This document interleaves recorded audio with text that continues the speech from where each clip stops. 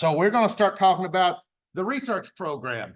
How many of you all are actively involved in the research program going on with CR2C2 right now? All right, well, you're all going to hear about it for the next couple of hours today. The way we're going to do this is we're going to have the introductory session to what's going on with the research. We're going to talk about MRI number one. With MRI number one, we're going to have a panel discussion. Jerry is going to lead that. So we'll have a panel discussion and then do two presentations that are related to MRI number one. And then we're going to talk a little bit about having a brainstorming session toward developing a roadmap. Same format this afternoon. I think Jidong's here. We're going to do MRI number two. He will be leading that. And then MRI number three, we decided to move to tomorrow morning. So that is when Evangelos, I saw him somewhere. He will be leading the MRI number three discussions tomorrow. So we're going to be following a very similar format for each of the three sessions. A little bit about the CR2C2 with a little bit about defining the problems that we're facing with this program. And I came down from Lexington yesterday, about 420 miles. How many of you all flew in? How many drove in?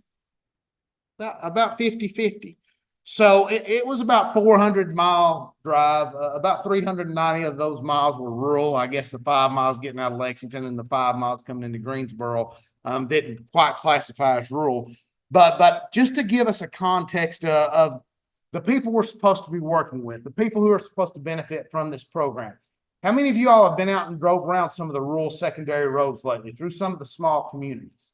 And if you have not done that, take a Sunday, take a Monday, take a day, and just drive around to refamiliarize yourself with who we're supposed to be doing these projects for. We have said we're going to benefit rural America as part of these, underserved communities as a part of this.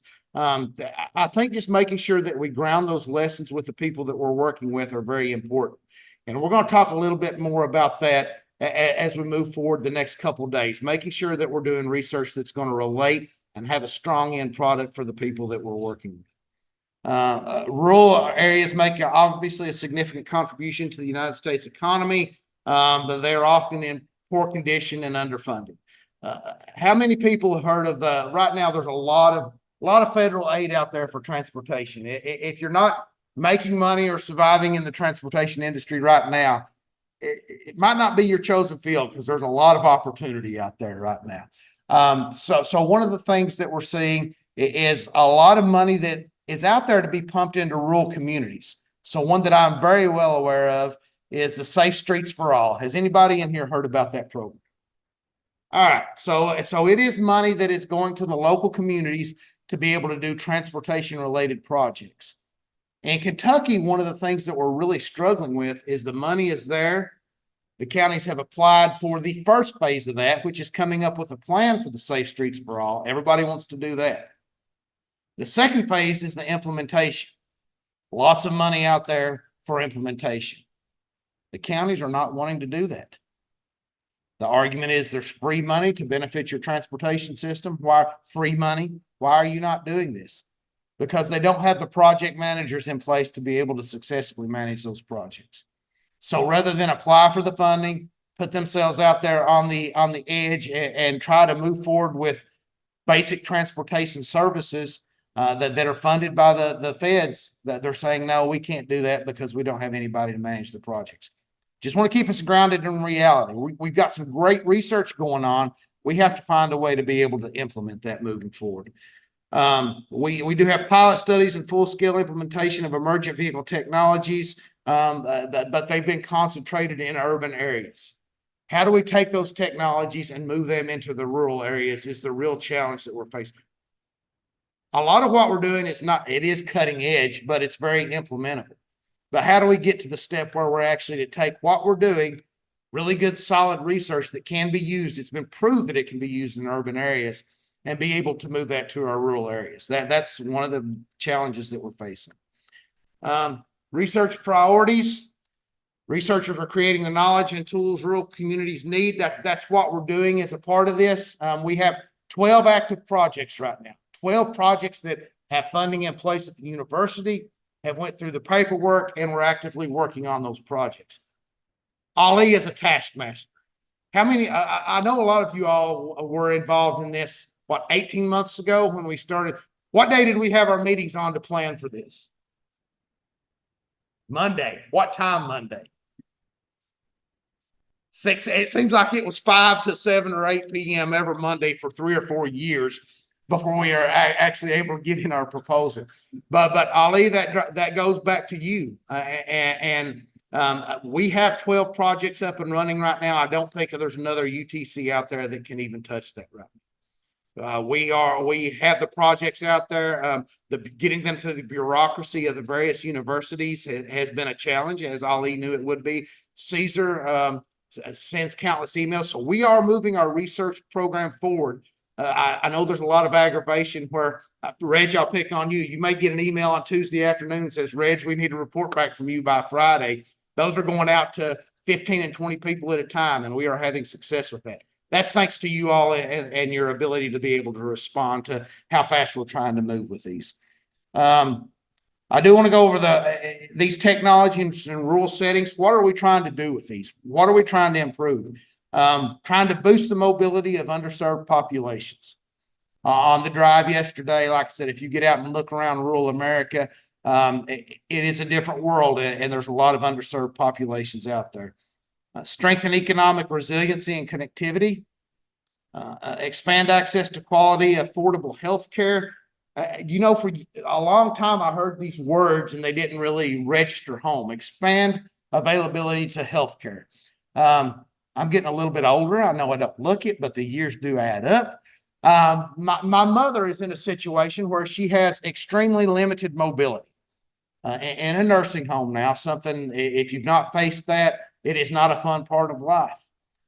But as much as it's me, I'm about 80 miles away from where she's at. My brother and sister are closer to the area.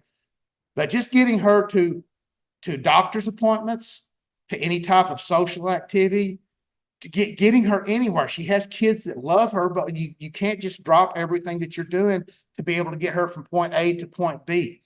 So the portion of this expanding availability to health, it's going to impact probably everyone in this room at some point in your life. If there were a way to be able to have better transportation in the rural communities, to be able to get her to and from places in a more streamlined fashion that was also respectful of her, that would be great. That is a significant step we can make forward. And I know that's something we're looking at as a part of this project. And then speed up the system-wide transition to electronic vehicles and connected and autonomous vehicles. Just a huge step. So one of the things that we did as a part of the proposal, and I wanted to make sure that we tied back to this, is what's the relevance to the USDOT? So our big pushes for us were on equity, expanding access. I'm not going to read through all these, but you have time to do that. Equity, the equity grant challenge, and wealth generation. And then the last one is the transformation, max research and policy to the breakthroughs that we have. So we are linked up as we're putting together proposals, as you're doing your project work. Think about how we're impacting the USDOT goals that we said we would do as a part of this. The targeted USDOT performance indicators. I read this one as we were putting the presentation together. I'm reducing national transportation cost burden by 5%, including transportation travel as a percentage of income by fiscal year 2030. How far away is that? All right, there's a lot of smart people in the room. This is 2024. 2030 is 2030. What's the year difference between those? 6 years. A 5% drop in 6 years. What's happening to the price of our goods and our construction materials right now? Going through the roof. So labor costs are going through the roof. This is a great goal, but I don't think we're going to quite make it. But we do want to help reduce that cost burden. And then build data and technology systems for transportation planning and infrastructure operations that serve as the platform to engage the multiple tools, technologies, and approaches. And what did I do? Go forward and then back, 1 step up and 2 steps back. All right. So the way that we chose to organize the research that we're doing as a part of this center, MRI number 1. That's the presentation that's about to follow the introductory here that Jerry's going to lead, and that's integrating emergent technologies into transportation planning and policy. Where are changes made it? In planning and policy. That's where we can start to work these into the activities that the state transportation agencies are and the counties and all the groups are doing on an annual basis, is get involved in the planning and technology. And Jerry and I just had a discussion on some of this, and some of the presentations that we're going to be seeing should be very interesting. MRI number 2 is technological solutions for connected, safe, reliable, and secure transportation services in rural and underserved communities. And then the third one is equitable mobility services for goods and people in rural and underserved communities. So there's all the topics that we're covering in CR2C2 are under these 3 MRIs. For each of these MRIs, we have what I've called the core 8 projects. So there were 8 projects we started as a part of the UTC. The day we got the nod for funding, Ollie was already working toward making sure that we had those eight projects moving. There's 3 in MRI number 1, 3 in MRI number 2, and 2 in MRI number 3. In addition to that, we've also had the first round of REE grants. Anybody in here involved in the research and education exploratory grants? All right, so we've got a few people this year. I imagine at the symposium next year, we will have quite a few more that are involved in the REEG grants. But we feel like that in the first year, those projects, we kind of knew where we wanted to go with them, had a great turnout on those. But those are helping these MRI areas focus on what they need to be doing. So the MRI number 1 overview, I'm going to touch on it. I don't want to steal any of Jerry's thunder, but the current areas of emphasis, you can see what those are right now. Readiness of rural communities for emergent transportation technologies. How ready do we really think the rural communities are for this right now? So that's part of what MRI number 1 is going to address.